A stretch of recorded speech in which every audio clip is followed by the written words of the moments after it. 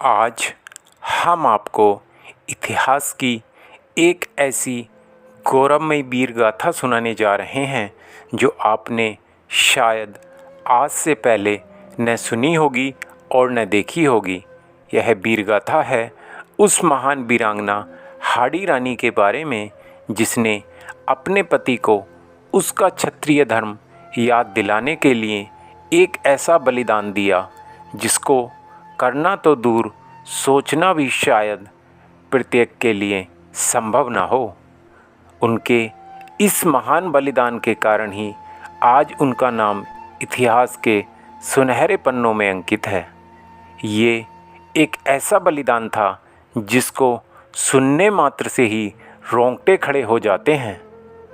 अगर आप हमारी वीडियो प्रथम बार देख रहे हैं तो कृपया हमारे चैनल को सब्सक्राइब करें और साथ ही दिए गए बेल आइकन को भी अवश्य दबाएं, जिससे हमारी हर वीडियो का नोटिफिकेशन आपको मिलता रहे। तो चलिए जानते हैं उस शौर्यपूर्ण गाथा के बारे में। हाड़ी रानी, यह नाम है उस अदम्य साहस और बलिदान का जिसने अपने पति को अपने प्रेम के मोहपाश से मुक्त करते हुए अपनी खड़क के एक ही बार से अपना शीश काट कर पेश कर दिया था, जिससे वह अपने क्षत्रिय धर्म से विमुख न हो। हाड़ी रानी बूंदी के हाड़ा वंश की राजकुमारी थी, जिसका विवाह मेवाड़ के अंतर्गत आने वाले सलुम्बर के सरदार रतन सिंह चूंडावत से हुआ था। यह बात उस समय की है जब मेवाड़ पर महाराणा प्रताप के प्रपौत्र महाराणा राज सिंह का राज था, जिनका शासनकाल 1652 से 80 तक रहा। साथ ही क्रूर औरंगजेब के अत्याचार भी उस समय चरम सीमा पर थे। मेवाड़ के अंतर्गत एक छोटा सा राज्य था किशनगढ़, जिसके राजा रूप सिंह की एक अत्यंत सुंदर कन्या थी जिसका नाम था चारुमती।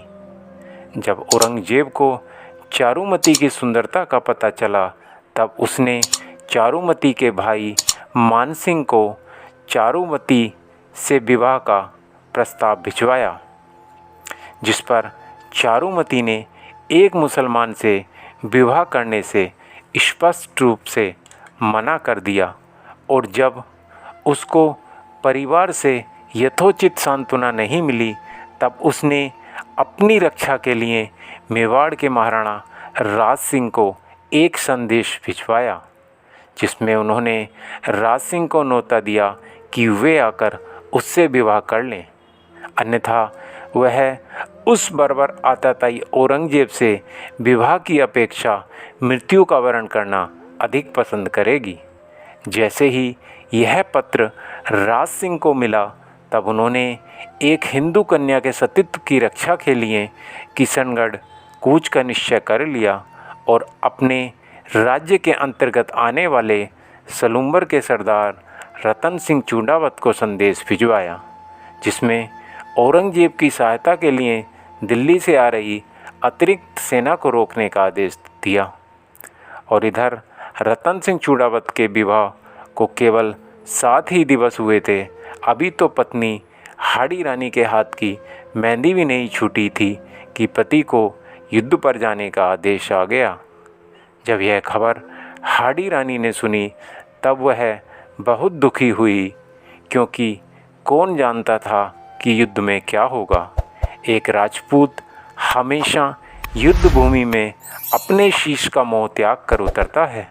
वह मरने और मारने से कभी पीछे नहीं हटता, लेकिन क्योंकि हाड़ी रानी भी एक क्षत्राणी थी और वह भी जानती थी कि उसके पति का प्रथम धर्म राष्ट्र रक्षा है, अतः अपने आप को संभालते हुए अपने पति को विजय कामना के साथ युद्ध के लिए विदाई दी। उधर रतन सिंह चूंडावत भी अपनी नवविवाहिता पत्नी से बहुत प्रेम करते थे, अतः वह अपनी सेना के साथ युद्ध के लिए तो चल दिए, परंतु उनके मन में रह रहकर अपनी पत्नी की याद सता रही थी।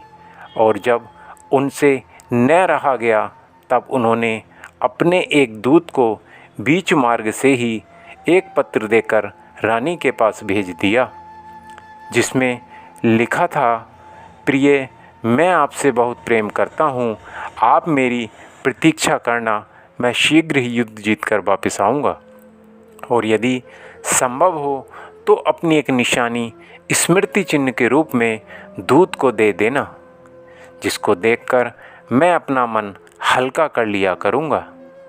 जब रानी ने यह पत्र पढ़ा तब उन्होंने अपनी एक अंगूठी स्मृति चिन्ह के रूप में दूत के द्वारा अपने पति को भिजवा दी। परंतु फिर कुछ समय बाद जब रतन सिंह को फिर पत्नी की याद सताने लगी, तब एक बार फिर दूत को रानी के पास उनकी कोई भेंट लाने को भेज दिया।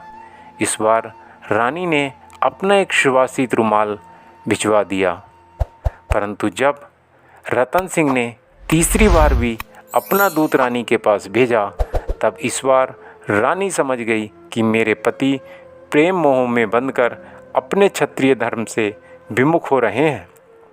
इस प्रकार वह शत्रु से कैसे युद्ध करेंगे। अतः उन्होंने एक ऐसा अकल्पनीय कृत्य कर डाला जिसने उन्हें इतिहास के पन्नों में अमर कर दिया। हाडी रानी ने दूत को एक पूजा थाल को लाल कपड़े से ढककर देते हुए कहा कि इस बार मैं आपको अपनी अंतिम निशानी दे रही हूँ, जिसको आप एक सुंदर वस्त्र से ढककर मेरे वीर पति को ले जाकर दे देना। और उसी समय उसने अपनी खड़क से अपना शीश काटकर थाल में रख दिया। यह देखकर दूत की आंखों में आंसू आ गए और वह भी भारी मन से उस थाल को कपड़े से ढककर युद्ध स्थल की तरफ दौड़ पड़ा। दूत को देखकर जब रतन सिंह ने रानी की निशानी के बारे में पूछा, तब दूत ने कांपते हाथों से थाल रतन सिंह की तरफ बढ़ा दिया। रतन सिंह ने जैसे ही थाल के ऊपर से वस्त्र हटाया, वह अपनी प्रिय रानी के कटे शीश को फटी आंखों से देखता ही रह गया। उसका तो मानो सब कुछ लुट गया था। उसके जीने का अब कोई औचित्य ही नहीं रह गया था। क्या हम कभी उसकी उस मन स्थिति को समझ पाएंगे जो उस समय उस पर गुजरी होगी? क्या हम कभी उस दर्द को महसूस भी कर सकते हैं?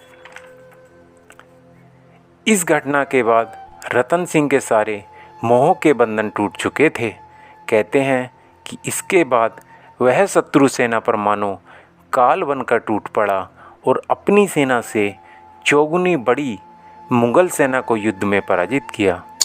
उसने इस युद्ध में ऐसा अप्रतिम शौर्य दिखाया जिसकी मिसाल मिलना भी मुश्किल है, और वह अपने जीवन की अंतिम सांस तक लड़ता रहा, परंतु मुगल सेना को आगे नहीं बढ़ने दिया, और जब तक मुगल सेना मैदान छोड़कर भाग नहीं गई। इस जीत का श्रेय केवल उसके शौर्य को ही नहीं बल्कि रानी के उस महान बलिदान को भी जाता है, जो अब तक के इतिहास का सबसे बड़ा बलिदान था। आशा करते हैं आज की यह शौर्य गाथा आपको अत्यंत प्रेरणादायक और साहसपूर्ण लगी होगी। ऐसी ही शौर्य गाथाओं और धार्मिक वीडियो के लिए कृपया हमारे चैनल को सब्सक्राइब करें, साथ ही बेल आइकन को भी दबाएं, जिससे नई वीडियो का नोटिफिकेशन आपको मिलता रहे। साथ ही वीडियो को लाइक, शेयर और कमेंट बॉक्स में अपनी प्रतिक्रिया अवश्य दें। धन्यवाद। नमस्ते। जय हिंद। जय भारत।